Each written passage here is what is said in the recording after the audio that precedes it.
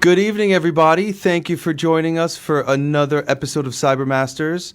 I have a fantastic guest with us tonight, someone I've known for a number of years, Patrick Deegan, who's a civic activist. Good evening. And we're going to have a fun show. We're going to be talking first about our cyber news, which is interesting this week about Costa Rica and what they've been through. We're going to be talking about some activism software that we're looking to have our friend critique here to see what that's really all about. And then we're going to continue about the Neuralink. Some interesting things happened in the last couple of days. It seems that Synchron is kind of taking the lead here a little bit, and I'm certainly ready for a neural implant and can't wait to discuss it with my friend here, who's a philosopher in every way and does some amazing things for the public and in civic action. Can you describe a little bit what you do and what your life is about, my friend? My background's actually in promotions, so everything I know came from... A little closer to the mic, if you don't mind. Oh, sure. Let me move in for you. Everything I know kind of came from dealing with people and meeting people and speaking to people. And then having to find out what people are telling you is true or not true. So a lot of it had to do in terms of vetting information. So the internet, computer, technology has gone hand in hand with everything I've done for the past almost 30 years now. So social media is a key element. Well, the networking aspect to it, we can contact so many people simultaneously, bring them into a discussion at the same time. We could never do that before. So in terms of, a lot of people are using it for networking or marketing products, but in terms of putting an issue out to the public, wow, okay, or getting an idea out there, this is what companies pay a lot of money to try and target market. Got it. And how do you fit into that picture? What I do is basically I'm the person that can facilitate an issue into a reality. Okay. Facilitate an issue into a reality. Right. Issues are kind of like in the ether, if you will, where people know things that bother themselves or their community, problems that they have, but they don't know how to actually get results out of it. Isn't that vary based on the community you live in? I assume politics plays a major role in how that plays out. It's not just politics, it's basically society at large. It's the way people interact. So like I was saying before, my background for this came from promotions and networking. Okay. So when you're hosting an event, let's say you're dealing with thousands of people. Yeah. You're dealing with a social structure of people with certain degrees, people with certain pedigrees, people with certain economic structure to their backgrounds. Then you have other people that just maybe earn their keep just by being an entertainer or performer. Okay.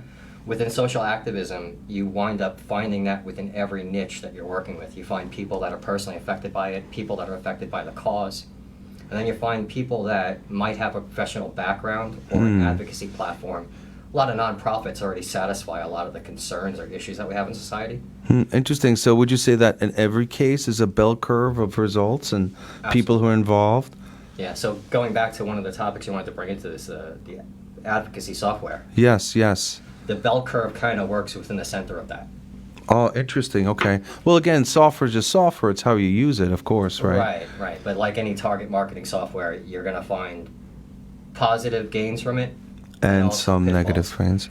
So when it comes to social advocacy, it's very difficult, I would say, to actually apply any software or platform without having a knowledge base or actually communication with the community. Okay. Otherwise, you're just coming across as a company or a product would. Okay, and it's very complicated if you're trying to not make it sound like advertising. Especially considering with advocacy, you're going against advertisers, if you will. Okay. You're going against marketing and prepackaged narratives. Interesting. That steer away from the issues that actually affect people. Okay. Do you want to talk a little bit or example of how you work? and then we'll look at some advocacy software. Yeah, I could give you an example of something I'm doing right now. It's sure, a please. Development project. It's been going on for about 20 years. Where is this, by the way? It's in Huntington Township. It's in the community of Elwood. It's right on Jericho Turnpike. Okay. At Old Country Road. It's an area that's undeveloped. Okay. On Jericho Turnpike. Okay. And Long Island's very overdeveloped as it is. It was set aside years ago as a break in the commercial corridor. Okay. So somehow it has literally escaped the bulldozers for the past 70 years. Mm-hmm. It was effort to renovate the property years ago. It was zoned residentially, like most of Long Island we found out was. Okay. They wanted to industrially, commercially develop it. So without permission, they went ahead and started leveling a full face of a hill. Wow. So we're in Plainview right now, which is on a mountain range, if you will, for Long Island. It's a moraine. Okay. This is one of these hills that's about 320 feet in elevation. Okay. So they excavated about 100 feet in elevation to a depth of, let's say, a couple hundred yards. Mm-hmm. It's hard to say because in time it's eroded and slid down. So it's changed the topography a lot. But this development, we found out, sand is very much a commodity. So sand is a commodity. Yeah, it's used in construction as an aggregate. Okay. So when you're building, it's not that they're going to use it on site, but if you need to make concrete, you need sand. Okay. So also the potential that the other resources that are actually in the hill, we're not sure. So you're saying that this is a residential area now, zoning it for commercial properties? Well, they wanted to. They but wanted it's been a break to. in the commercial corridor. Okay. For 70 years, we never exactly knew why. It turns out most of Long Island is not protected because of its water resources, but we share an aquifer under the entire island. It's a federally protected aquifer. But Let me get your certain mic a areas little are known closer. for higher capability of recharge. Okay. Water recharge going back into the system, and we then drink that. Okay. This property is a sister location of a spot that was a special groundwater protection area. Oh, okay, okay. Now, lack of oversight and just people not being aware of, let's say, what their jobs are over 70 years has led to this one corner of Jericho being undeveloped. So if you come, as you're well aware, you can drive all the way in from Nassau into Suffolk. The first break and the only break you're going to find is this one. Is this one zone, this one area? One spot, which is adjacent to a farm. Okay. Farm is agriculture land, and then beyond that, again, it's all commercial, all big box stores. Got brick it. And mortar. And as we saw, especially during COVID, brick and mortar is not surviving very well. Yes. We also saw housing models change. We saw what happened with an exodus that's still taking place from the city. So let me understand. You're an advocate for not commercializing this area? Well, certain areas, I understand you can't stop progress, is the expression, but you have to be responsible with how you progress forward. Okay, makes sense. Don't risk environmentally sensitive land at the health Expense. and wellness of the community. But it's done everywhere in America.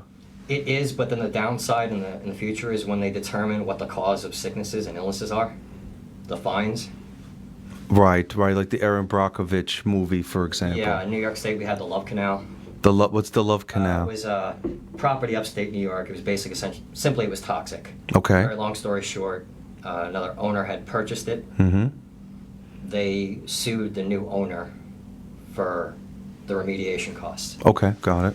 So it set a precedent that because in an evaluation of the land, you're supposed to determine whether or not it's toxic or not. Got it. So if you're buying the land, they basically presumptively assume you would know the condition the land is in. Therefore, if you own the land... You've done an it's inspection, you did discovery, making sure everything's okay. Got it. So back to the situation with the project that we're dealing with. We're dealing with them wanting to dig up a hill. It's on a sensitive water area. Okay. It's worth a lot of money in sand that could cover a lot of the overhead costs for the construction. Okay. You know, if you... It'll cover most of that construction. Okay. Right. If you're balancing your books, it's going to cover a huge amount. It's a huge chunk. Okay. This looks like a very large, multi-million-dollar project. The current proposal, the previous one was, I believe, a $100 million proposal. Got it. It was a mall he wanted to build. A mall right there. Got it. And it paves over about 40 acres of virgin undeveloped land. Wow. Okay. Which is adjacent to a 100-acre county park. Nice. If you can get a little closer to the mic, that would be very apologize. helpful. And I'll turn you up a little bit. And for everybody out there, I apologize. I'm talking to him as opposed to talking to you. Okay. Let's see if that helped a little bit. I added a little mic volume. Sorry. Thanks, guys. Is that good? Yeah. Please continue. Okay, so this project has come up under 3 or 4 names over the past 20 years. The current one is for a 55 and over community. They're seeing the pictures right now? Yes. What you're looking at is 50 acres worth of development, 385 units. Got it. I apologize. The current one, this is from an older plan. That's the mall plan. Okay, got it. So there's another plan for the property. Yeah, you were asking now, in terms of activism and what I do. Yes. This is what you're showing right now is we did a FOIL request. That's Freedom of Information laws allow you to request publicly published information and get access to it. It has to do with transparency. Okay. This is not transparency, what we're seeing. We requested a new development which is called the Country Point at Elwood, which is a Beechwood development. Okay. Very known developers. I have no issue with the company nor what they're doing. Okay. I have an issue with this location. We contacted the town, the planning department, submitted a FOIL requesting any known information regarding the Country Point plan. Okay. They sent us this, which is the previous plan. They did not send you current information. This is 4 years old. Really? What we were sent, and this is as of yesterday that we acquired this, it's the old information. We had asked historically for anything but around Country Point. We received everything but the current plan. Really? Yes. Did they make a mistake, or was that intentional? What's your take on that? We're going to assume it's intentional only because there's been lack of transparency the whole time. So in terms of advocacy, you're often going against the old expression, you can't fight City Hall. We found out you can fight City Hall and you can win. It's not easy, but you can't give up. Okay. You have to have a... So how much later did it give you the current plans?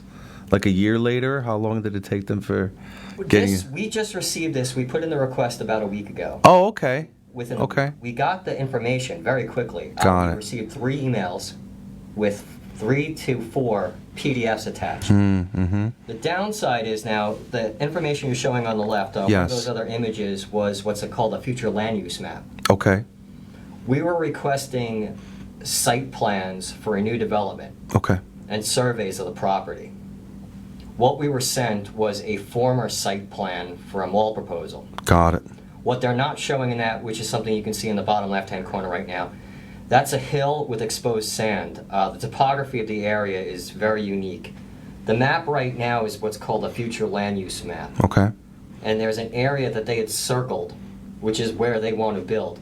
That's specifically the break in the commercial corridor. Got it. So behind this property, behind this 50 acres, is a 100-acre county park. Oh, okay. That is already preserved. It's called Berkeley-Jackson County Park. Berkeley-Jackson's already preserved, so this is in front of that area. And beyond that is a town park and then a town preserve as well.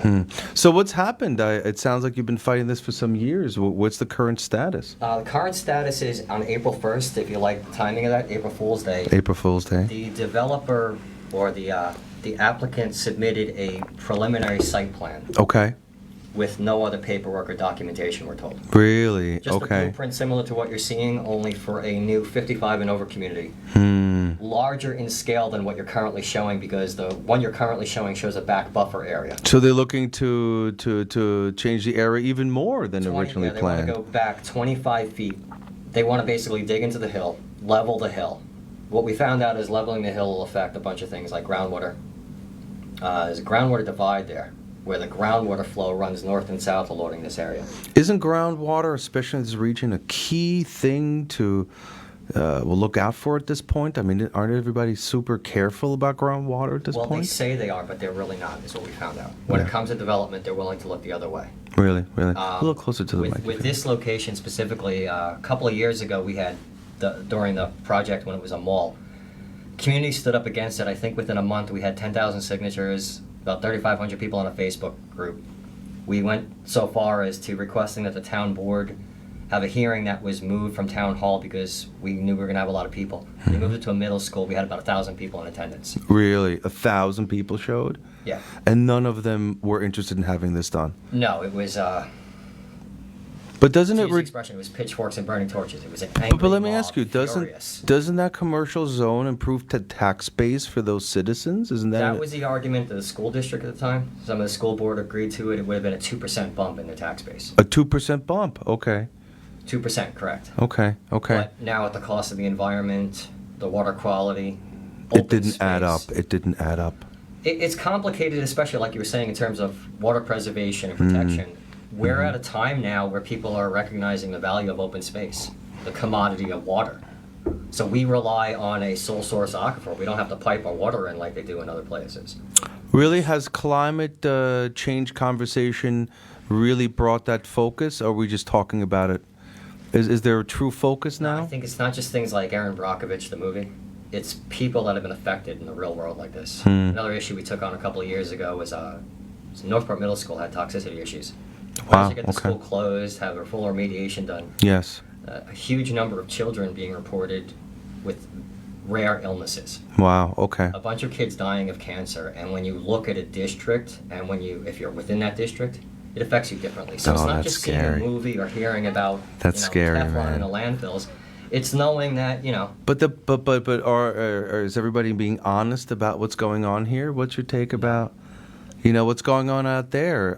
This is where the technology comes in. A lot of stuff. When we were kids, things went from being in books to microfiched, and then in our adult lives, things switched over from being microfiched to digitized. Yes. So we're now at a point where we don't have everything we need, but we have a lot of information. So I've been able to obtain documents that would have taken years ago. You would have had to go around. Much harder to get. Right. So I've seen some documents from 2001, some Senate reports, where they were fully aware of the toxicity issues that went back to 1960s and 70s. Wow. Okay. They were aware it has to do with overdevelopment.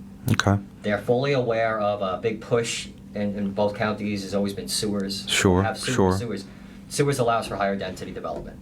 So a sewer system is only as good as your wastewater treatment plant. So let me ask you, as an activist, the old Grumman plant has given off a plume that continues to grow throughout Long Island. Now, there's high breast cancer rates and things out there, but there seems to be no tie-in together or correlation with that. What's happening with that plume? Does it continue to grow? It continues to grow, and people are still getting sick. The data has showed that it's not going to make you sick right away, but over years of exposure to the water or the soil, or let's say you're gardening or whatever the case might be. But what can be done against that plume that was created by, right? Well, it's Grumman building the LEM out here. It's Jeez. several together is what you have to recognize. Okay. Grumman got the brunt of the argument against them because of what they were doing. It was known. You also have, was it DuPont? Yeah, other vendors involved. Okay, and this all follows the groundwater flow. So with the Bethpage plume, for example, the Grumman plume, it had spread. That now merges and mingles in with other plumes that are all heading in the same directions. So if I'm not mistaken, the Bethpage plume might have been two separate plumes in different directions. It was a landfill issue, and then the location where the factory or the facility was. But that plume in 30, 40 years continues to travel south through and expanding throughout Long Island. Is it following the water table? Well, how is it expanding? Underneath the water in the soil is actually what's considered a groundwater flow. Okay. It's very small, but it follows pressure basically. Okay. So there is pressure within the soil that keeps it like a groundwater table, like you were saying. Okay. Follows the topography of the land. So if you have a hill, within the hill, there's going to be a bubble. So how far below us is that plume? I don't know. It's not that I don't know. It's 30, 40 feet? I wonder. It depends on what location you're in and how far down it is migrated to. I saw that plume in the Bethpage one. They know it went very deep. So in terms of what can be done, you can dig up the soil. Okay. Doing another a little closer to the microphone. Brookhaven, where they were actually pumping water in. Okay. To expedite, if you will, the groundwater flow. Got it. Now in Suffolk County, Diluted, the if Suffolk you County will. Water Authority was doing something.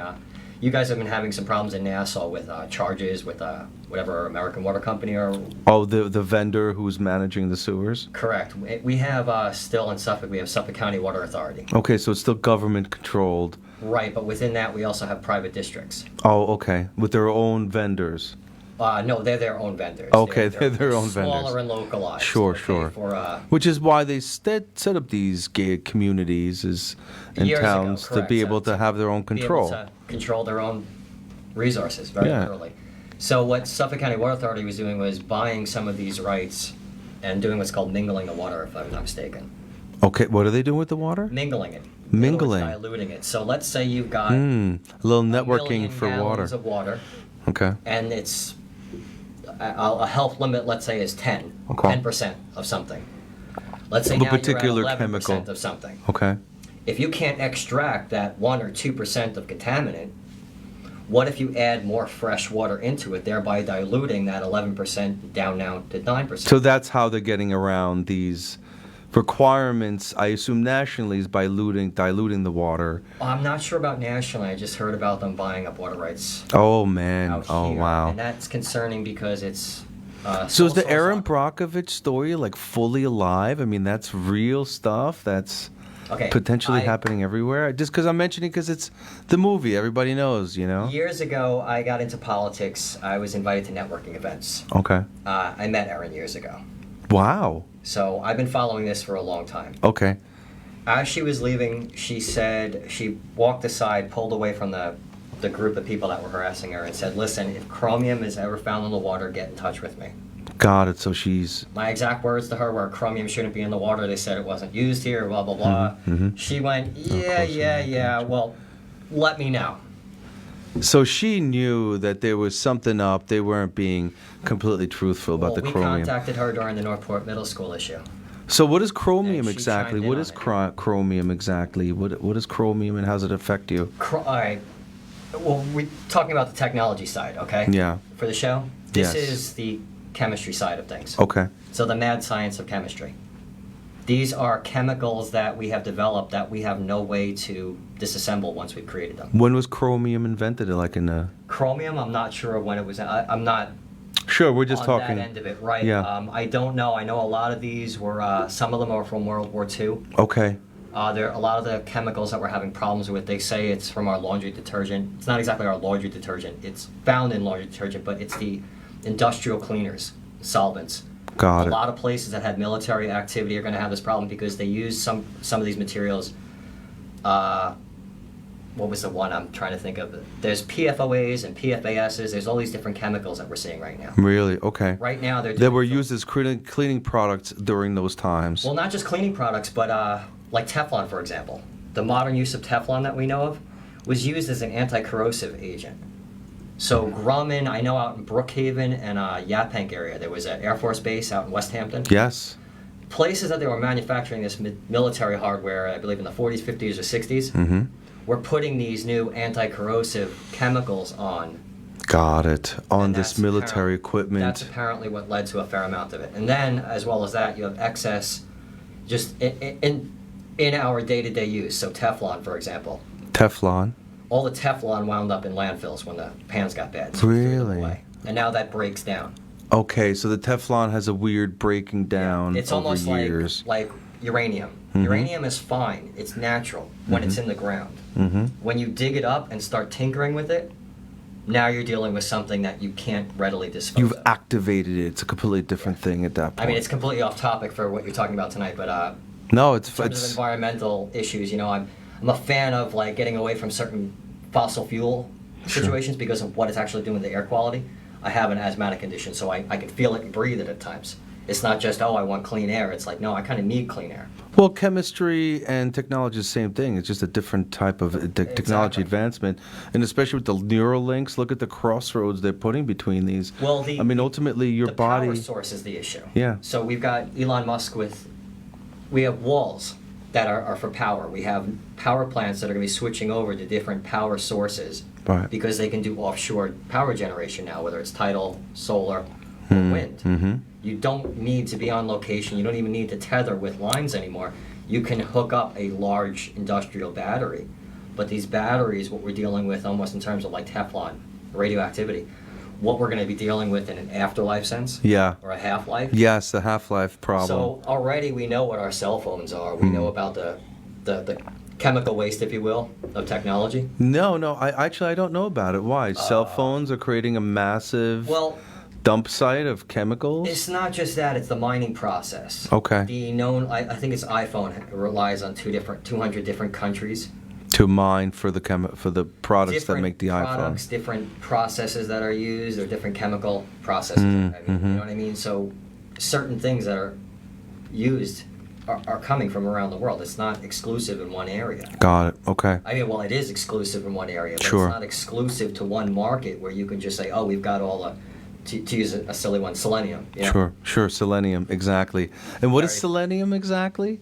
I think it's the active ingredient in Head and Shoulders. In Head and Shoulders, and it's been used in a lot of movies. And selenium, I mean, you can think of 1,000 things in your head what it means. It was the Dozer building. It was selenium, I believe, was what the building was made out of. So the building was made of selenium, and it's used in Head and Shoulders. Evolution.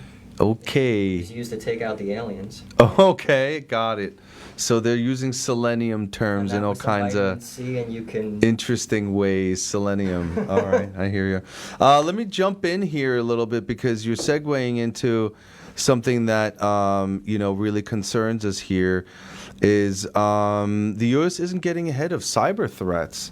So you're talking about chemical threats and what that means. Right, so a lot of this stuff is stored in case study data. It's all over the place. I mean, I assume as they're working on these projects that this data is in fear of what really comes out, right? I mean, people could manipulate this stuff even.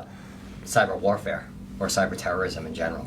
That's the big concern because... How does that mix? Stuxnet, for example. Yes. You can weaponize our own industries against us. That's a frightening thought. So if you can destabilize a reactor, send up false flags that's showing that the equipment is properly working, and nobody knows, that requires oversight, regulation. Exactly. We're already not providing oversight and regulation. How do we know?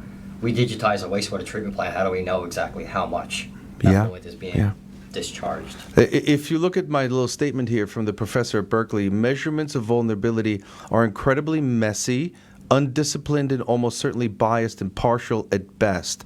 Now, I will agree with that statement to some degree. Yeah. That there's no exact science to how that's done today, right? Well, current situation, I mean, we've been dealing with this for years in terms of cybersecurity.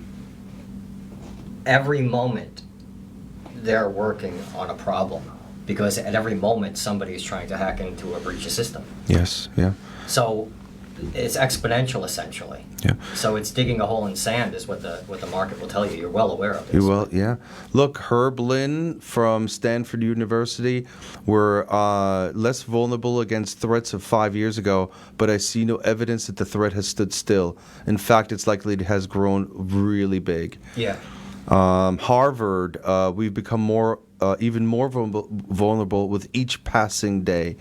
I agree with that. Well, the frightening fact is, when we were younger, when you got into this, you used to have to at least know how basic coding to be able to hack. Yeah, have now some idea of how to operate the machine. You can go to a YouTube video and download an app. Yeah. Now you're a hacker. You can hire hacking groups and be their customer. And they even have tech support with like, oh, we hacked your customers. And they're like, it's probably better tech support than some of the legitimate companies, the forms of industrial espionage now are through the roof. That can happen. I mean, they're holding municipalities, school districts. Yeah. Ransom. And it's happening all over the place. I think last year was about 25, 30 school districts were affected, And you don't even hear about it. Well, also towns, counties, and cities. And they just pay the ransom. It's... This article is from the Washington Post and has named after named expert, Mandiant expert John Holtquist. Cybersecurity is improving constantly, but the complexity of digital society might be outpacing the effort they're making in the industry. Norma here from Van Sykuk Associates. Russia's use of cyber tools against Ukraine has clearly demonstrated world still has issues dealing with these problems, and it's going to affect critical infrastructure. Well, it's not going to. It affects it daily, just through human error alone.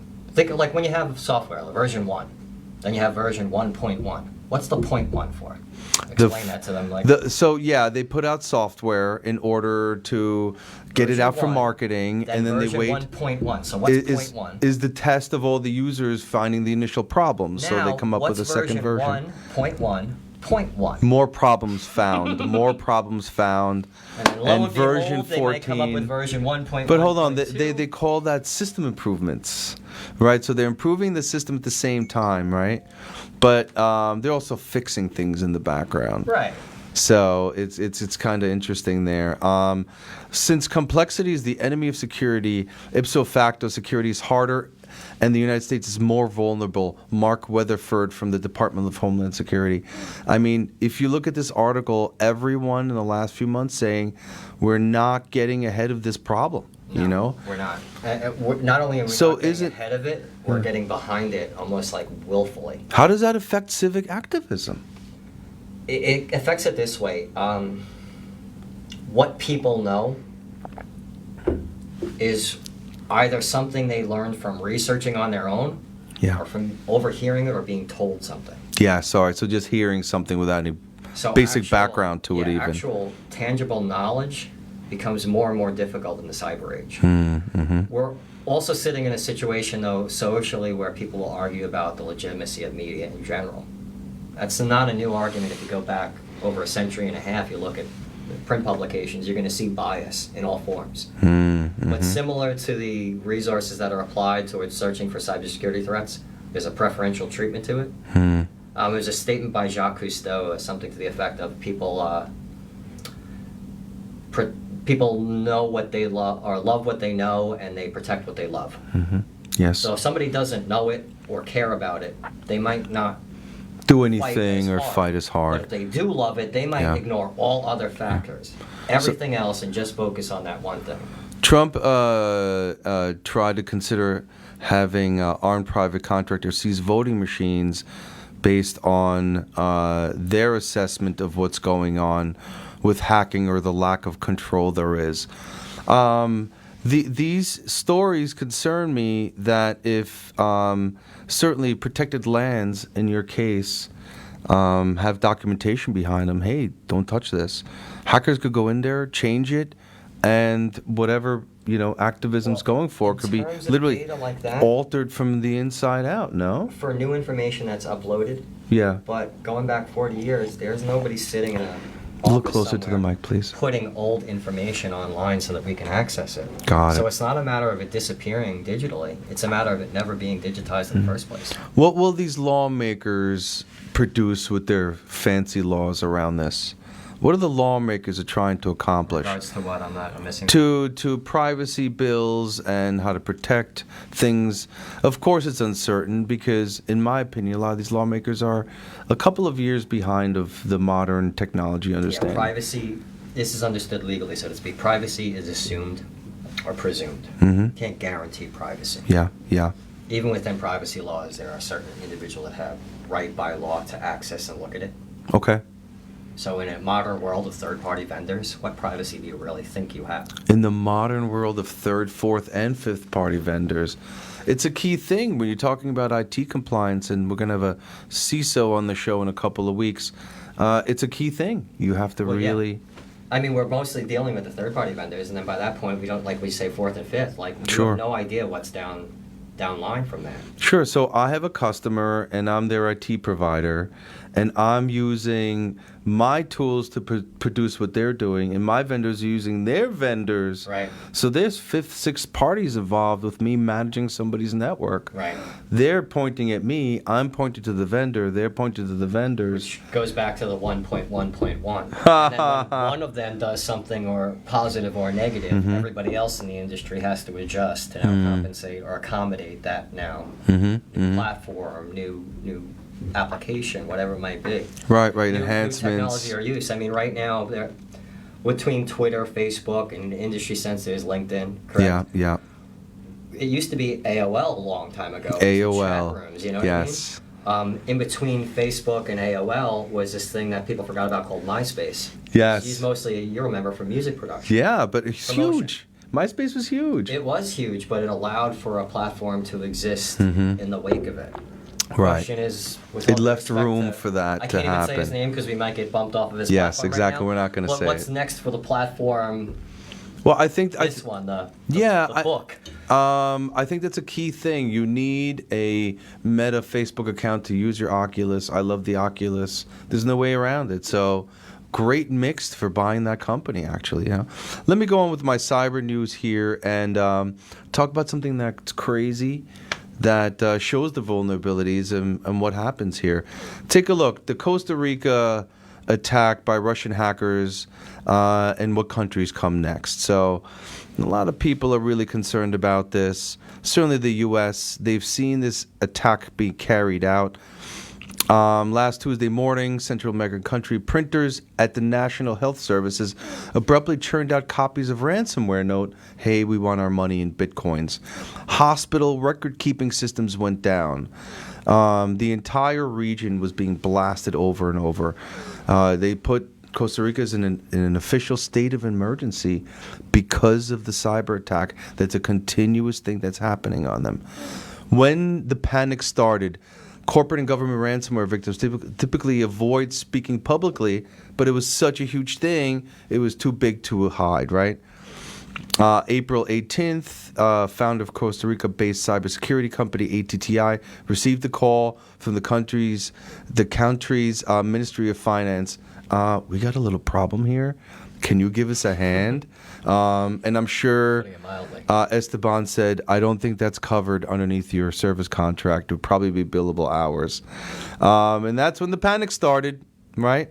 There's a picture of him, helped the Costa Rica government come up with a strategy to get everything back up and running.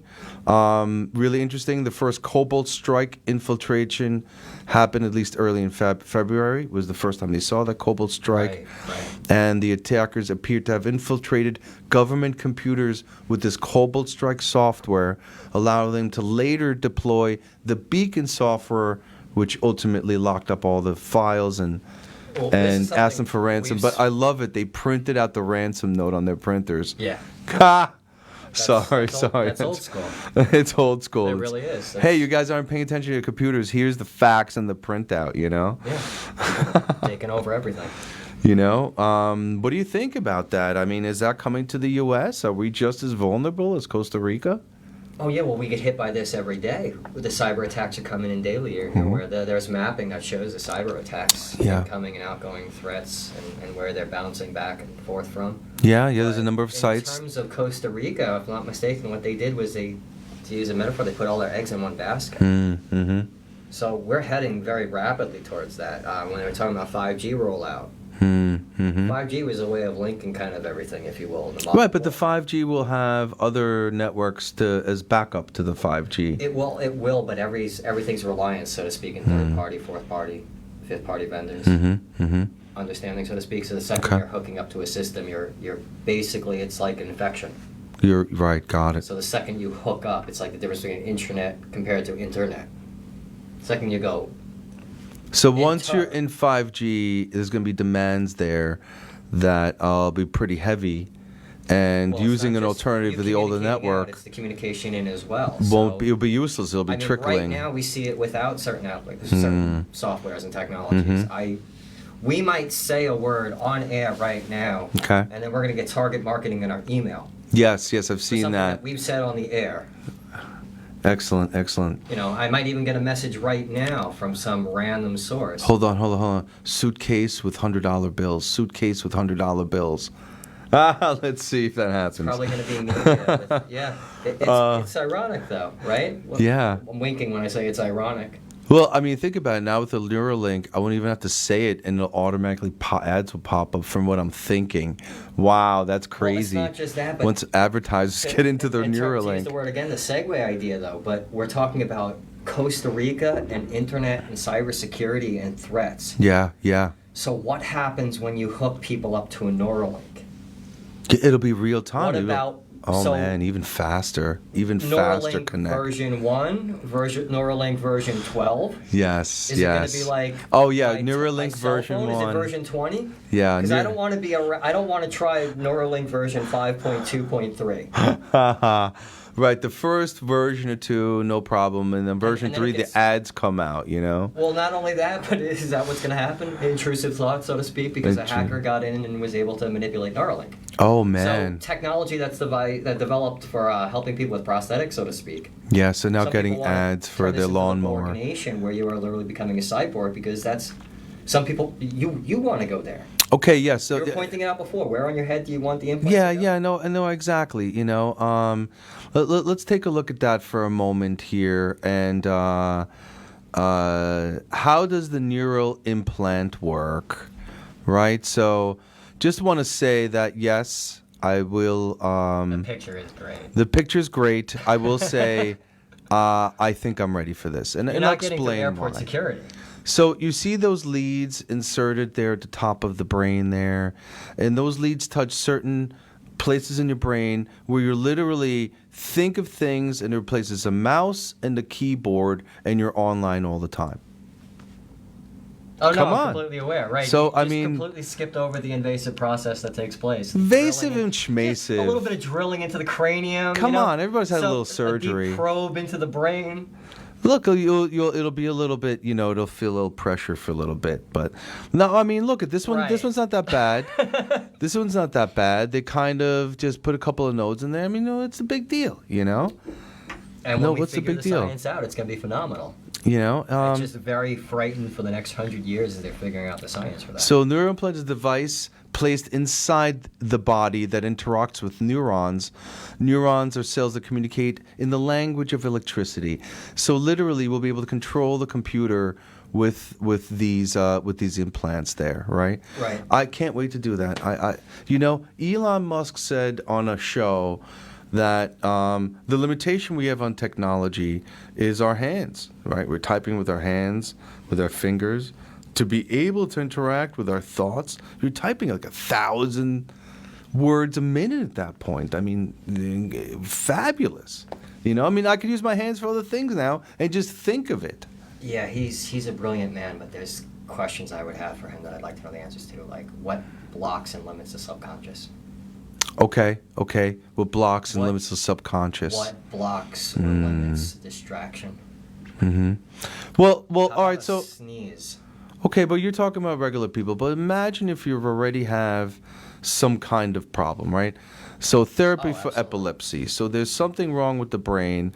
You now have a piece of electronic who can go in and regulate that. That's a fabulous reason why to get this, right? Well, that's now, I don't have current epilepsy. Application to it, but right. The future potential uses of being able to check my email while I'm sitting here talking to you. Fabulous. In theory. Yes. With all due respect, we don't have the intelligence yet for that. Okay. Most people cannot multitask. Mm-hmm. Just using a device externally. Yeah. People can't walk and talk at the same time. Some people can't chew gum and walk at the same time. A lot of people can't drive and text or talk on a phone. Sure. There's laws, in fact, against it. Sure. Now imagine Neuralink.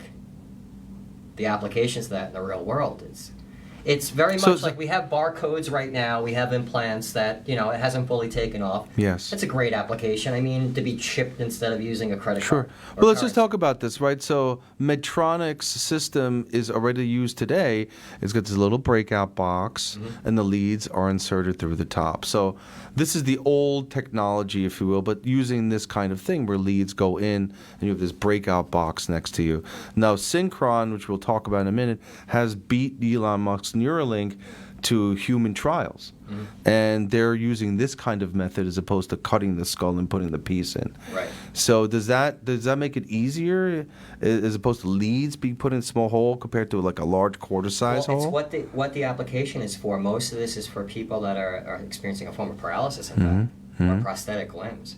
Okay. So the idea to be able to neurologically control that prosthetic limb, of course, that's huge. Of course. Like everything else we spoke about in terms of security breaches or stability of platforms. The last thing you want is your prosthetic limb to be glitching. Yes. Or hacked into, like the baby cams. Yes, like punching yourself in the face. We are living in a world right now where nothing is secure in terms of, we live in a world of like temporary security in terms of the internet. Yeah. But look, some of these robotic limbs can also provide sensory feedback by stimulating nerves just above the amputation. Yeah. So these prosthetics interacting with these neurons, that's really the closest simulation to having a replacement body part. No, I completely agree. Right? Yeah, and look, the sensation, the ability to actually, where you're not just controlling the device, but actually receiving stimulation. That's because they've explained it as for tactile touch and things like that. Yes, yeah, right. So that would be huge, because otherwise it's almost like using a robotic arm in a way to not actually have the tactile feel. Right. But the question again is going to be, how do you actually integrate that within a human being who is still using their senses, not distracted? Yeah. There are so many different parameters. We've just begun mapping the human brain. So to actually try and tinker around with how we can improve upon that, and we fully don't understand it's ahead of schedule. It's ahead. But it's everything, every great and brilliant, innovative idea is ahead of schedule. Sure. The problems that we have is what we see in modern society, at least in our lifetimes. The application of these techniques and new developments are not thought out well enough for the long term. I'll buy that, and the fact that they'll put in a whole bunch of weird advertisement, and just back to who knows where it goes. Water quality and stuff. This isn't just stuff that it'll be overlaid with our morals at that point. This is and our ethics. Science getting the better of us at the end. Well, they're discussing ethics and what's going on here, but very little articles talk about when it's being used for bad uses. All the great potential. But no, you need this conspiracy theorists on this implant conversation. You almost do, because you need somebody to be almost practical with it. Like another example would be, back to the other situation I explained, like, what about power generation and power consumption? Exactly. So what kind of power are you dealing with? Mm-hmm. And then it gets very interesting. Are we living in a capitalistic or socialistic world? A socialist world. Am I going to have a shortened life expectancy because I can't afford the good battery? So I don't know if you've seen this Stentrode device. So here they're injecting via a syringe a device that goes right in there. If you can see that little video playing there. And they're actually going to, with a syringe, insert electronic mesh into the blood vessel of the brain, leave it behind. You see that little video there. And Synchron? No, this is the other brand there. The Stentrodes. So a couple of different vendors fighting over getting this done. But look at that, and that's going to allow you to control limbs, prosthetics, or even your computer right from there. That's just brilliant stuff, Where does Elon Musk fit into this? Why is Elon Musk in this industry? No, I'm sorry, Elon. Self-gratification. You don't think he has a bigger vision for humanity? It's all about business? No, absolutely. But the guidance of his vision is self-guidance.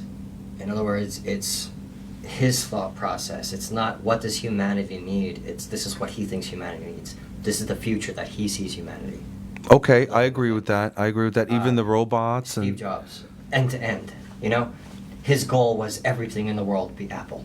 But Patrick, consider that once AI takes over and really becomes a thing in the world, are humans and human intelligence, like he's talked on shows, going to just wither away and we won't be the most intelligent thing? Do we need the neural implant to be able to compete with AI as humans? Well, competing with AI, why are we competing with AI? Because AI will become a thing of the future. No, AI exists now, but why would we compete with AI? That would be like the Because it'll start taking over our lives and telling us how to live. We'll have to compute at its level to be able... Paul Bunyan, you're not going to compete against the machine and win.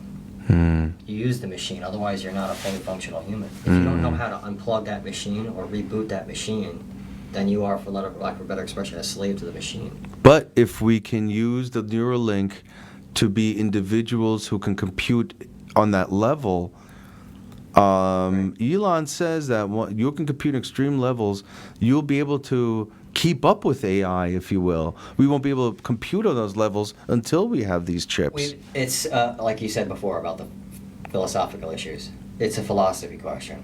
You can program a computer. You can even have AI create a masterpiece. You could even look at it and say, wow, that's really good. I couldn't paint like that. The question is it true creative intelligence? Oh, man. Or is it the ghost in the machine, if you will? So you're saying that if I put this in my head and all of a sudden I can play guitar like magic, it wasn't me? No, it really isn't you. It's oh, still not man, you. it's not you. Never be you. It'll be, it's not you, and man. I can press a button on here and access a guitar tuner. Play me Beethoven's Fifth Symphony. Yes. Okay? Now, and you'll be able to do that with your brain. Accessing it here, and now I'm picking up a violin, and because of a mesh and because of electrodes, it's now controlling my muscle and motor coordination. Yes. I'm not doing anything. I'm just, oh, look at me go. But no, you're going to say that, look how good I can play, but it's just how good you're letting the neuron link control your body. It's not from you anymore. Oh my God, I didn't realize that. There was really good science fiction on genetic manipulation. Okay, yes. So the idea of what a six-fingered person could do on a piano, for example, or a person that was 8 feet tall. Well, how much better would they be at basketball? Right. If you could genetically engineer a person. Yes. So if you're doing that, Arnold Schwarzenegger. I'm not saying it's necessarily bad. I don't get into the philosophy of if you're playing God or not. But the question is, are you tinkering with humanity to the point where it's going to become a problem? The same way you just said, how do we compete with AI? AI didn't just hatch out of an egg. We created AI. Yes, so we created a technology or a situation which we now have to compete with in order to survive. We've done that before. I mean, we've done it before, but we've also, a very sincere thing, one EMP, one gamma burst. Yes. It affects our atmosphere and changes everything in terms of what we have digitally. One gamma burst, yes. Just one. And if we're on the wrong side of the planet, we're vaporized. Yes. Just fortunately, it's a big universe, and there's plenty of room. It keeps expanding, and it shoots out like either side, and you'd be good because it's like a laser. What are the chances of it hitting you? I'm just saying, it's the chaos factor to it. I'm not being negative. That is purely science. We are not fully at the point where we understand everything. So we have to look at something like artificial But it's coming intelligence. faster than it's going to come on faster than we expect. It's here. People want it. I'm drawn to it. It's weird. I'm drawn to it. My favorite thing within this is the ghost in the machine. Yes. You're familiar with it? Yes, of course. Okay, it's something that's existed since day one and nobody's ever understood. In terms of humanity, is that the soul? So the idea of artificial intelligence, is it the ghost in the machine? Is it really alive? Is it a new form of intelligence? In other words, artificial intelligence, why are we even calling it artificial intelligence? It's digital intelligence. But wait a minute, I want to be able to play guitar extremely well. To be able to use that implant in my head to get there, I mean, I'm inducing that. It's coming from my will. Okay, but what are you playing? Are you playing songs you've already learned? Just with the... I don't know. Motor coordination proficiently? Yes, I guess. Because or if that's the case, otherwise you need the upload of the digital information in order to... And to then have it's... the music put in so that you're now... It's not me now. It's not me now. Which is phenomenal, but to be really blunt with you... People are going to call that I'm gonna human. be really simple. I like People are going to technology. call that Can't we human. just make a machine to do that? Why do I have to do that? Oh, man. Otherwise, with all due respect to Elon's idea, I have no problem picking this up. I wish the battery lasts longer. I wish the cell signal was a little improved better, right? if I go into certain places. So the idea of a Neuralink working as well as my cell phone, that's awesome. Phenomenal. Well, hang on. Take a look here because Neuralink is getting beat by Synchron. So... Elon Musk's Neuralink has been beaten to the clinical trial by brain-computer interface company Synchron enrolled the first patient. Let's help Elon out. I mean, come on. I mean, I was like, where, did they give me a chance here? Do a quick, while you're on, show everybody this. Do a Google search of Synchron. Yes. Hang on a second. That's not so simple. The joke. To pull that up here. But where are we going? Synchron. Just Google search Synchron. Okay. We'll just go to Google. Just the word Synchron, yeah. Oh, just the word Synchron? Yeah, just Synchron. Then go to images. Refine the search for images. Synchron. Okay. Go to images. And go to images. Pokemon. Oh, man. So Synchron So it shows you where the mentality is a Pokemon character, man. Get out of here. I love Pokemon. A lot of people do. It's it's Synchron is this.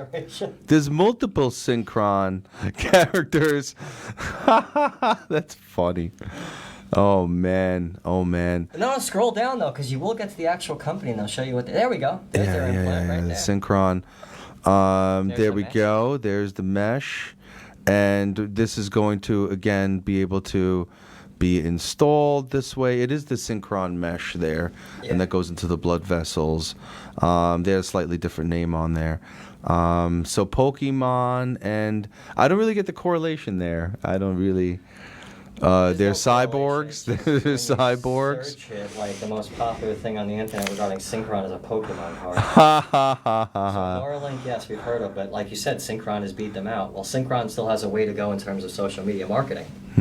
So in oh wow, because Elon beat him on the marketing, but meanwhile, nobody's heard of Synchron having the first human trial, right? A lot of Pokemon fans are. Oh, Pokemon fans. They know all about. So will Pokemon fans be okay with implants as like first round guys? Wow. Imagine the marketing from that to use Pokemon characters as the name of the company for the first implants. Come on, well, kids are going to want it. Dad, can I have a... What other uses of the name you're using are, Yeah. Like Neuralink, right? That's a brilliant one. We've heard it before.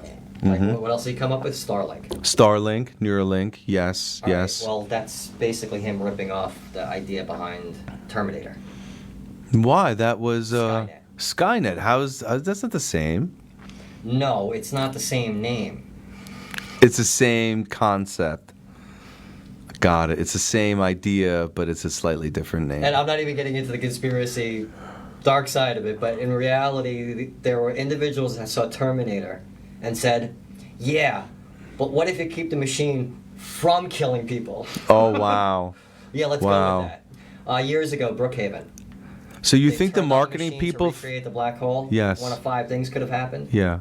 One is it works great and they can study it. One is all of existence might have been sucked into it. And I heard that. Everything could have been destroyed or implode or explode. And, well, turn it on and see what happens. Fortunately, it was one of the 5 things that didn't destroy all existence, or it did, and we're in a parallel universe right now, or parallel existence. I have no idea. Well, luckily, it was probably built by some union folks, and maybe not all the things turned on properly. So hopefully, the government intervention did not allow it to. How many times have you heard of in the past? Doctors trying experimentation on themselves because they don't have a subject. Yeah, like the LSD guy, right?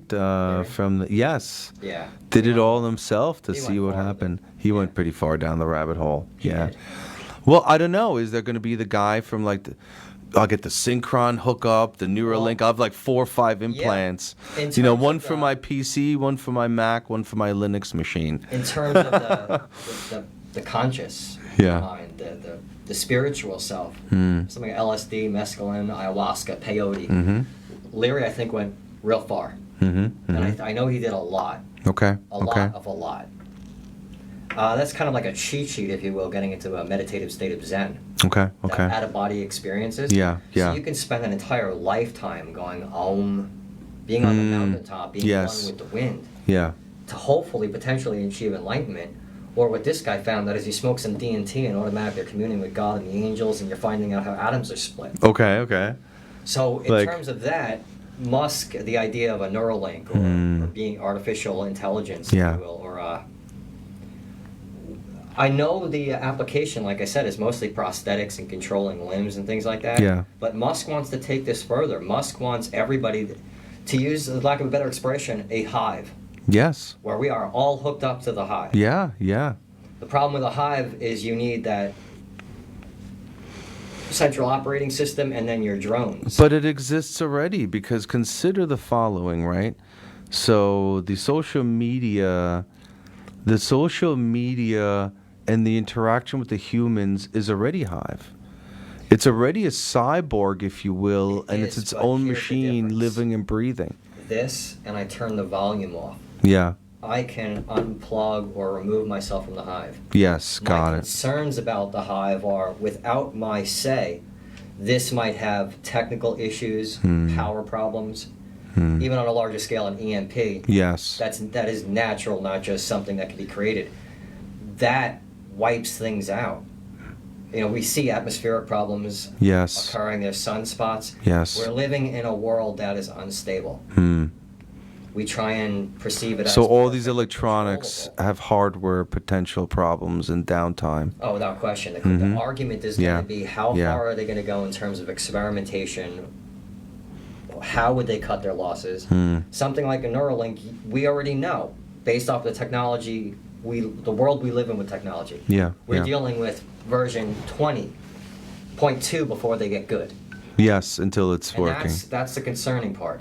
Do they get up to version 5 before there's a problem with the battery or the wiring or a manufacturer? Well, hold on. I mean, I assume that if I go into clinical trial, when it goes offline, I'm just me without it. You know, like I can still function. I would love to think that. Do you remember the iMac computer years ago? Yes, of course. Do you remember the 695 solution, they called it? Okay. All iMacs, after about 2 or 3 years, didn't Took work a anymore. dump. Got it. Yeah. Do you know why, though? Did you ever find out why? No, why? All right, if you open it up, you're voiding the warranty, and you're Yes. going against proprietary licensing, Yes, intellectual yeah, property. right. It's like cutting off a mattress tag, Yeah, exactly. God forbid. All right, but if you do open it up, you would find this very interesting lithium battery attached to the motherboard. Yes, that one ran out. That machine So was done. $695, you go to Radio Shack and you buy a new lithium battery, and Mac boom, is back. $695 solution, they called it. Yeah. Listen, I had to happen to PCs all over the place. That motherboard battery, and I was selling it That's by the not dozens. there, by the way. It's not supposed to be there, and if you look at the design... Really? Yeah, the original... Oh, they didn't even need it? No, they didn't tell people, if I'm not mistaken, with the Oh, iMac, that we used to there was tell one of people those. about it. We used to tell people about it.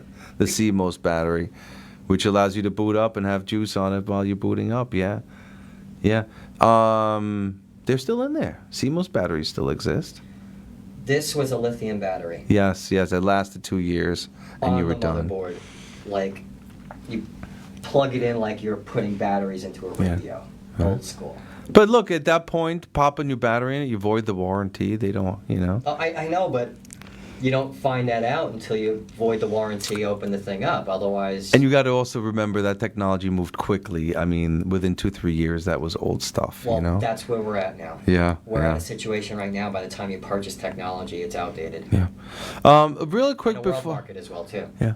I just want to talk about advocacy software a little bit, just to tell our viewers a little bit what your opinion is. So you're an activist. You have quite a bit to say. How are you using software, or are you using advocacy software? What's your take on advocacy software generally Advocacy software to interact sounds like with? a central clearinghouse for all the tools an advocate would use. Mm-hmm. The question is, how do you get your advocate out of the advocacy software? It allows non-for-profits to bring awareness to the issue they care about. Which means they're going to be applying a form of target marketing. Target marketing, yes. Target marketing, when we were talking about it, it might pick up a conversation we're having in the middle of this broadcast, but at the same time, are you going to be purchasing that product after we talk about it? Well, maybe they say it helps protesting at a rally, There, sending right a there. letter, I know what signing they're saying. petition. I'm saying between you and I, though, when I get target marketed, I've never purchased that product. Sometimes it might just be spite of the fact that I was target marketed. Interesting. Yes, In it's fact, very true. If I speak to you about something on the show and then target marketing takes place where I get an email, You're not going to want it. there is not only. Do you think I'm opening that email? It's already compromised in terms of security. Sure, but this isn't about product. It's about ethics and your view of, your space or whatever, right? Oh, the ethics of it, sure, it's great. It's phenomenal. It's almost like Change.org. Change.org Change.org. is a phenomenal advocacy tool Okay. because it does what these companies are claiming to do. I think they're even on this list, so... It's almost like getting to the top of a Google search engine. Yeah. There's companies that will do that. I'll show you how to, product placement, logo Product branding, placement. things like that. Right. But how to get, to the top of a list in terms of digital representation, Yes. it's not done exactly on the level. You know what I, Well, what I well- mean by that is it could be like earlier on you were dealing with a telemarketer. Yes. somewhere in the world. Yes. 50 people sitting in a room. Yes. Calling you because they're your best friend and they went to high school with you. Yes, exactly. And he wants to sell you something that you probably don't even need, and it becomes a joke when you find out what the pitch is. Okay, you're right. Yeah, right? I hear you. But somehow they got your number, and it was clear through their service as though you need that. I don't care what they're selling. Without you needing that, how poorly did they just represent themselves by pitching you in that method? So you got to be super careful with how you deploy this. One thing if you're selling a product and somebody wants to go the other way. If your product is good, they'll come to it. Grassroots and Unwired offers dynamic advocacy and canvassing tools for nonprofits, progressive political campaigns, and labor unions. But you're saying if implemented incorrectly, it's just another advertising tool. Well, it sounds like an advertising tool for advocates. Got it. Survey someone and just minutes later, it says survey someone just minutes later, send an email about specific policy initiatives to a legislator. I mean, I've seen letters to legislators, and do legislators actually respond to those letters? What they do is they respond to the size, if it's a stack. Oh, if it's a stack, okay. Even, not to call anybody out on it, but they'll often refer to that. I received a stack this big on this. Got it. However, the counterpoints were this big. Uh-huh. I'm going with the larger stack. So collect survey responses, instantly send them back to headquarters. This sounds like incredible software. Capture e-signatures. You could really hit the road and be very effective with a tool like this. You can. How are people doing it without these tools? How are they tracking all this manually in folders and Word? Well, you use what's available to you or what you need to use, depending on the community that you're in or what the issue is. Okay. Let's say it's a retirement community, for example. 5-10 years ago, you're not going to use the internet to advertise an issue about a retirement community that's affecting retirees. Really? Because the older people are not online at the time. Right. So certain trends and then certain generational trends as well. Got it. 55 and over community that they're trying to propose right now. That's to satisfy aging boomers right now that happen to have $1 million sitting on hand that they could put into their new townhouse. Okay. So maybe you can sell your home. Right. Now you've got a townhouse and you're living in almost like a college dormitory. Okay. On steroids, a luxury apartment college with all of your older friends and not having to deal with younger people around you, your generational clique. Something like that is kind of funny to me because in terms of technology now, that's going to be state of the art. Okay. Are we going to look towards that in 20, 30 years or 10 years? Yeah, I would say so, right? No, in 20 years, I'm not going to be looking at a 20-year-old complex. Well, I figured, if somebody making a new change to it, they're going to want to see how that came about 20 years prior. Yeah, but we saw it happen in Florida. The market down there with the retirements and the condominiums. Interesting. And now a lot of those communities have gone the other way. So let's take a look at the real quick. Salsa Labs help you engage, educate, mobilize your supporters. Again, build online petitions, store supporter data. Another app called Mobilize. So there's a whole list. Charity Engine, all-in-one CRM, online fundraising, monthly gifts and billing. DNL Mini Media, send targeted action alerts. Peer-to-peer fundraising pages. Why is peer-to-peer fundraising pages an important thing for the internet? Because you see activity from page to page, and it raises your searchability, does it not? Birds of a feather flocking together type thing. Yes.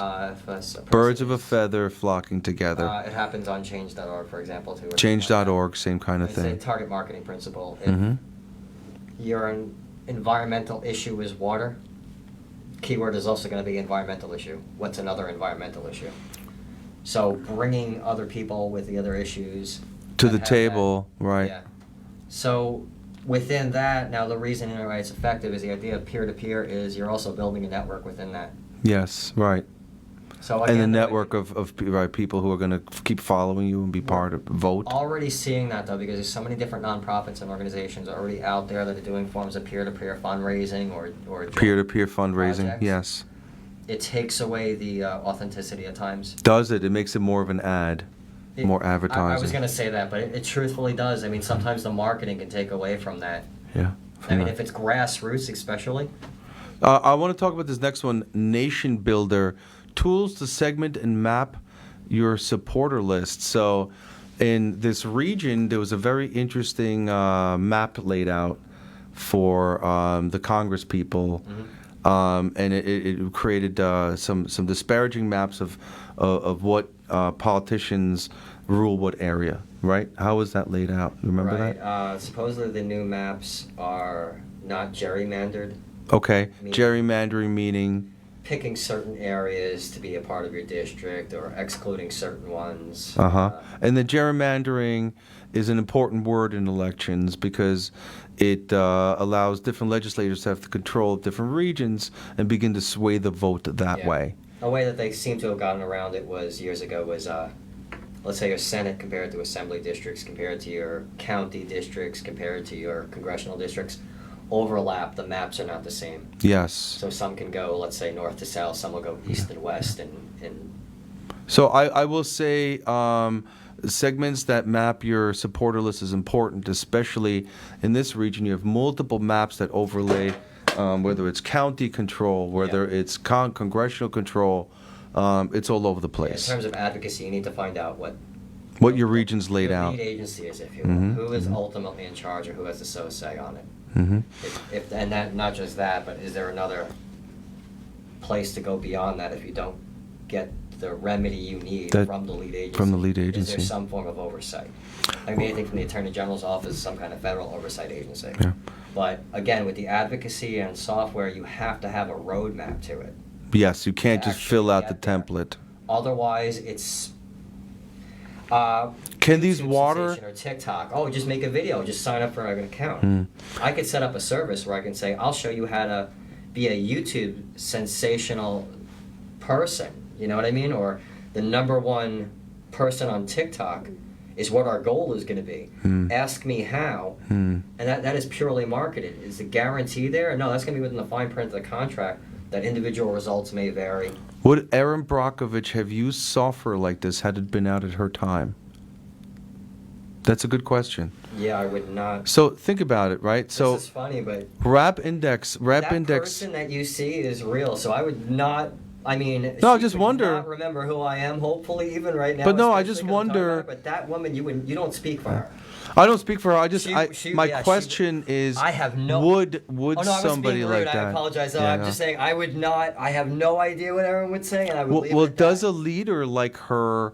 Would somebody like that today have an advantage by having access to software like this?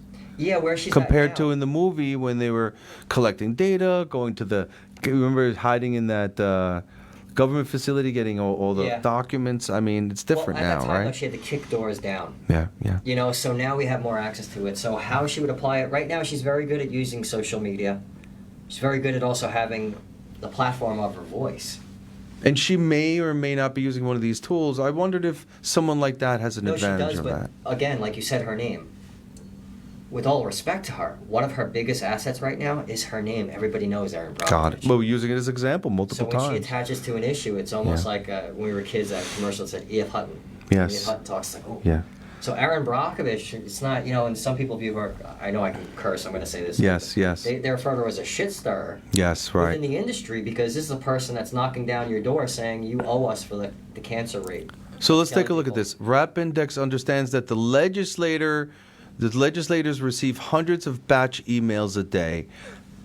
Talk to me about the legislators. What does a civic activist interact with the legislature? All right, when they're saying batched, they're talking about some kind of grouping like what you're talking about. Right. So legislators getting hundreds of batched emails about a particular issue. Yeah.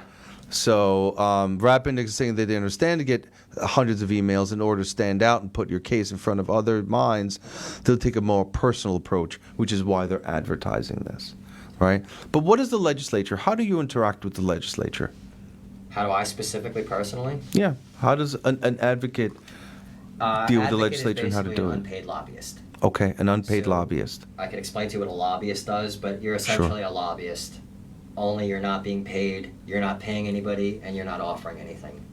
Okay, so you always have a full-time job doing something else. This is like a side volunteer. There are paid advocates for different issues. Okay. But what I do is a form of social advocacy where, no, you are not paid. Okay. To be really blunt with you and obnoxious at the same time, Yes. they couldn't pay me. What you needed to make it. Yeah. Got it. So you're a volunteer advocate going to this body that signs all the contracts for the government. Yeah. And as the advocate, you're essentially like a lobbyist would be almost, a middleman between the company and the legislative branch. Do you generally make a Advocate friend? Oh, yeah, you make friends with them because they understand many times that you're the tip of a spear. Mm-hmm. And that you are literally the messenger, if you will. Mm-hmm. You can be shit stirrer number Mm-hmm. one, you can be banging the drum the loudest. Yeah. But the fact that you're talking to them means there's some kind of negotiation or conversation that can take place. Right. You're not just going to take an angry mob and direct it at them. That's where the word. So you're activist coming comes in from. as opposed to the angry mob standing in line by the mic. Right. You're the activist, voice of everyone. The advocate activist. has, the successful advocate has the angry mob standing in the wings. But Okay. you don't use it as a broadsword. You're Okay. the tip of a spear. Hi, Got I'm it. here. Listen, there Got are it. 5,000 people behind me. They want this issue done. You as the legislator, the elected representative, we sometimes have to show them, like a lobbyist would, what the proper course of action would be, what the laws are that they can follow. Because Got they're it. getting, like you said, batch letters. Got it. Batch emails could be coming from, let's say it's a developer.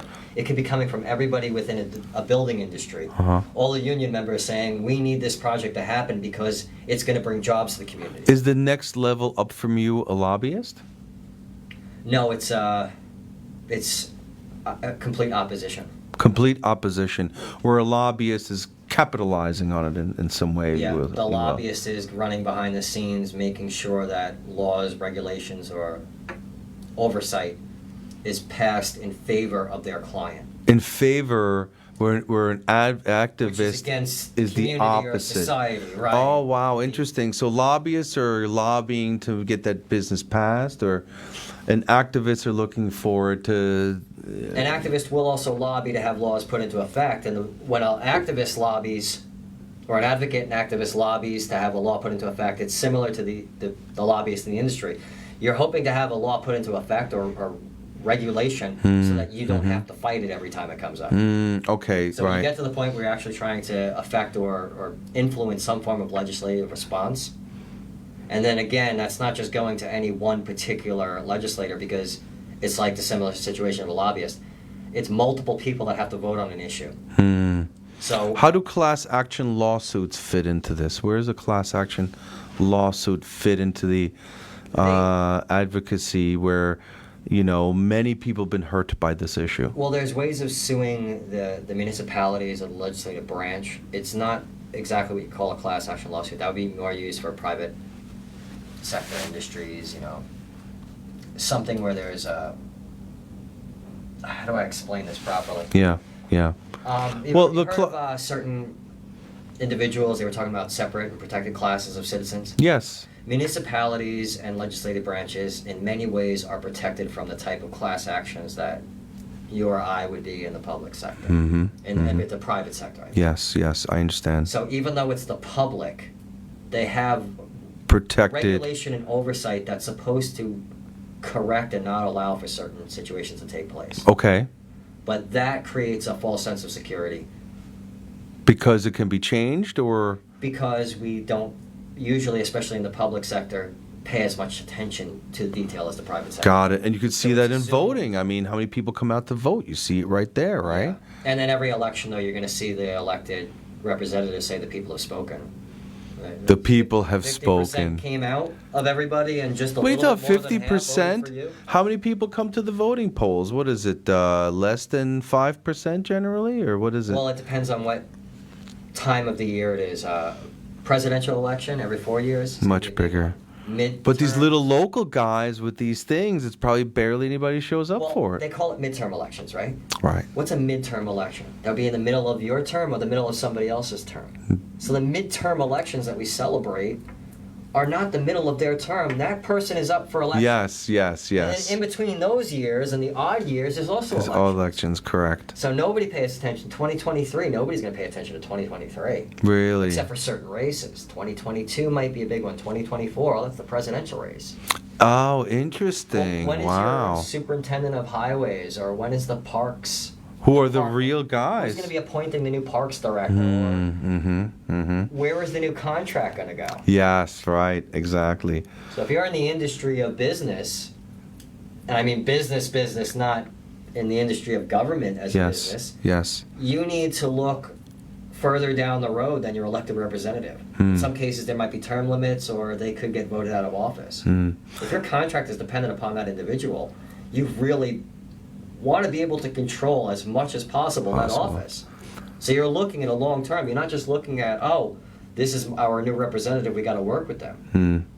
So let me ask you, are you if people want to speak with you about issues and get ideas of how to advocate for their own region, do you want to be reached? Got it. So you're quite entrenched in government, and I would say most advocates for you are kind of, doing their thing there. Because you got corporations that are like, what's this guy doing? Yeah, it's not to be. I'm sorry if it's rude. They couldn't afford me, number one, if I were to charge, and I wouldn't feel the same way if I was charging somebody. Okay. If that makes sense. Yes, you're doing it out of love and care. Well, sometimes it's. I've been called an environmentalist in the past. Every issue I mentioned to you, it's not an environmental issue, it's a survival issue. If you're going to poison the water that my family and myself are drinking, and we're seeing actual health deterioration in communities from these concerns. Okay, but look, I'm not an environmentalist by saying, oh, don't pollute the water. I'm now a survivalist saying, stop killing me. But people in the same line of work as you, where I get calls on a Thursday night asking me for money. How come you and your groups don't do that like the other environmentalists or advocates in this region? It's going to sound really cruel, but I don't know, but they're also not very successful. But they're on TV a lot. Yeah, they are. And there's one name I think you're thinking. Yeah, we don't have to mention any names. We'll be polite. But mention a I would say it's a fictitious entity right now. This fictitious entity did have some effect. Did have some effect. And then they ran this fictitious entity for an office too. That didn't work, and then they gave this fictitious entity an appointment. So it started good, and it changed over time. It's almost like power perceived is power achieved, and the Machiavellian idea of power corrupting. But how do we know somebody like you, all of a sudden you're nailing a big contract? Wouldn't it change you if, How does a citizen know? This is for them, but how does a citizen know that an advocate will stay true to themselves if they win? How does a citizen know they don't? Truthfully, I get questioned all the time.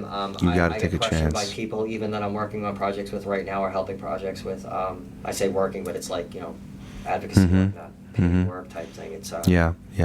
They question all the time the intentions because there's so much corruption and so much manipulation of the process that people have become cynical and jaded. Is that what's led to the unbelievable cyber problems in government? No, is there correlation there? No, I think it's a schism within that. People are looking for answers and searching for the outlet, find that answer, and at the same time there are pariahs that are trying to take advantage of people. So, like I was saying about the services, the more you have added to it, the more chaos that potentially comes from it. The less control. So let's say you have 5,000, just to use random numbers, 5,000 more users sign on. Let's take a small percentage, 5,000 users, 50 hackers now going after those 5,000 users.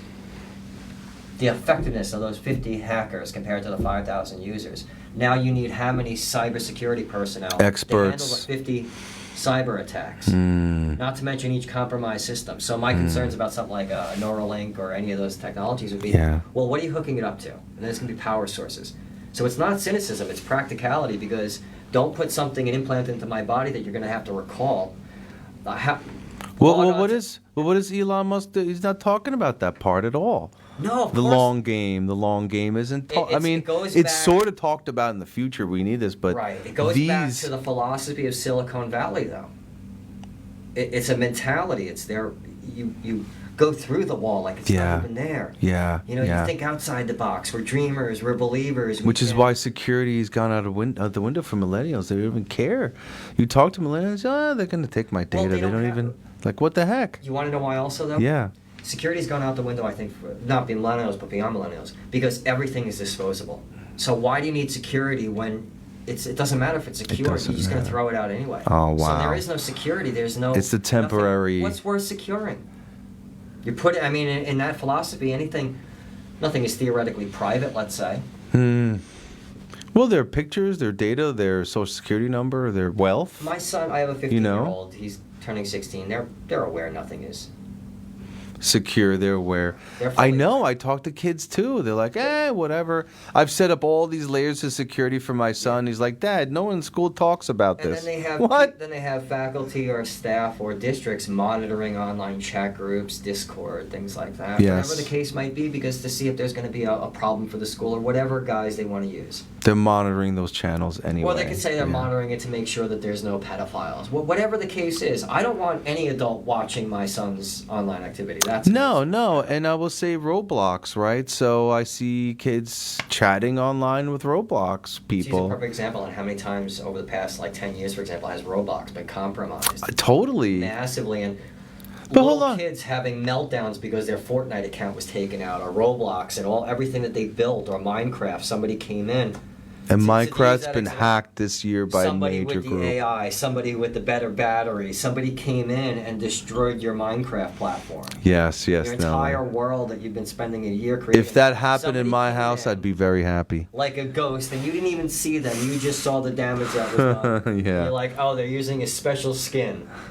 Yes, exactly. And they bought it. They didn't even make it, yeah.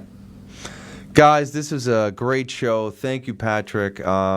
The only thing I'd like to say is I wish you were closer to the mic for most of the show. If you guys can't hear me, turn the mic up. Yeah, no, I'm going to get different mics, lapel mics. What it is, and I'm not used to doing the radio broadcasting where you sit there and you drone on for an hour and you watch your modulation and then. Yes. And I have the modulation right here to kind of make it happen.